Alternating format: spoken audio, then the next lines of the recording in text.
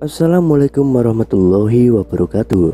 Kembali lagi di channel Nasihat Kehidupan Misteri. Pada video kali ini saya akan membahas tentang pulau-pulau bersejarah di Indonesia. Masa lampau Indonesia sangat kaya raya. Hal ini dibuktikan oleh informasi dari berbagai sumber kuno. Indonesia mempunyai 7 kepulauan besar, yaitu Sumatera, Jawa, Kepulauan Sunda Kecil, Kalimantan, Sulawesi, Kepulauan Maluku, dan Papua. Sumatera atau Pulau Emas. Dalam berbagai prasasti, Pulau Sumatera disebut dengan nama Sanskerta Suwarna Dwipa, yang artinya Pulau Emas, atau Suwarna Bumi, yang artinya Tanah Emas. Nama-nama ini sudah dipakai dalam naskah-naskah India sebelum Masehi. Sumatera juga dikenal sebagai Pulau Andalas. Pada masa dinasti ke-18 Fir'aun di Mesir, atau sekitar 1567 sebelum Masehi sampai 1339 sebelum Masehi, di pesisir barat Pulau Sumatera telah ada pelabuhan yang ramai dengan nama Barus. Barus diperkirakan sudah ada sejak 3000 tahun sebelum Masehi. Barus dikenal karena merupakan tempat asal kapur barus.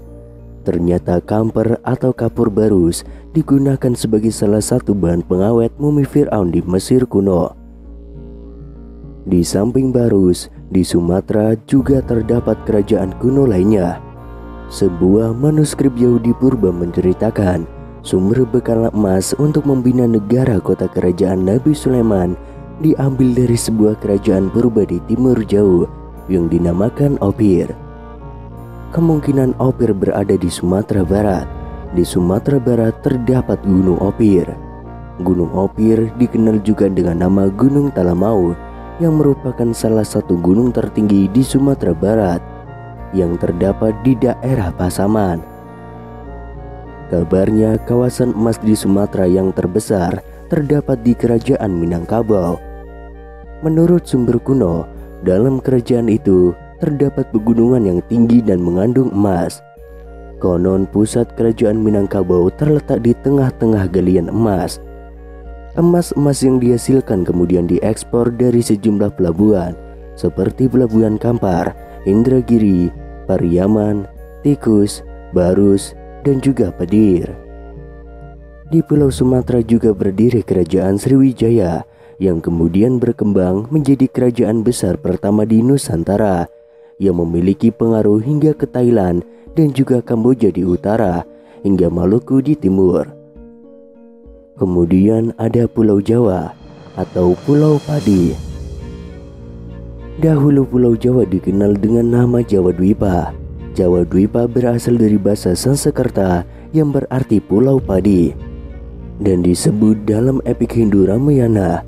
Epik itu mengatakan Jawa Dwipa dihiasi 7 kerajaan, pulau emas dan perak, kaya dengan tambang emas sebagai salah satu bagian paling jauh di bumi. Ahli geologi Yunani Ptolemeus juga menuliskan tentang adanya negeri emas dan negeri perak dan pulau-pulau lainnya seperti Pulau Labadlu yang berarti Pulau Padi. Ptolemeus menyebutkan di ujung barat Labadlu atau Jawa Dwipa terletak Agrire, yaitu kota Perak. Kota Perak itu kemungkinan besar adalah kerajaan Sunda kuno, Salaka Negara, yang terletak di bagian barat Pulau Jawa. Salaka Negara dalam sejarah Sunda atau Wangsakerta disebut juga Raja Tapura. Salaka diartikan perak, sedangkan Nagara diartikan sama dengan kota, sehingga Salaka Negara banyak ditafsirkan sebagai kota perak. Di Pulau Jawa ini juga berdiri kerajaan besar Majapahit. Majapahit tercatat sebagai kerajaan terbesar di Nusantara yang berhasil menyatukan kepulauan Nusantara meliputi Sumatera, Semenanjung Malaya, Borneo, Sulawesi, Kepulauan Nusa Tenggara, Maluku, Papua, dan sebagian kepulauan Filipina. Komoditas ekspor Jawa pada saat itu ialah lada, garam, kain, dan burung kakak tua. Mata uang yang dibuat dari campuran perak, timah putih, timah hitam, dan tembaga. Di Pulau Jawa banyak raja Jawa yang menggunakan perhiasan emas, perak, dan juga permata. Menurut banyak pakar, pulau tersebut di dunia adalah Pulau Jawa. Hal ini masuk akal karena Pulau Jawa mempunyai konsentrasi gunung berapi yang sangat tinggi. Banyak gunung berapi yang aktif di Pulau Jawa.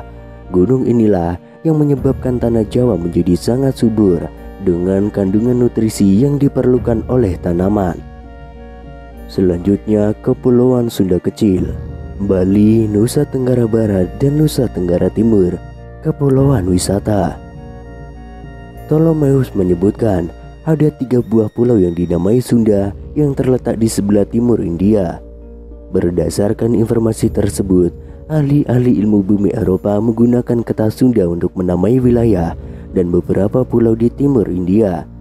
Sejumlah pulau yang kemudian terbentuk di dataran Sunda diberi nama dengan menggunakan istilah Sunda pula, yakni Kepulauan Sunda Besar dan juga Kepulauan Sunda Kecil.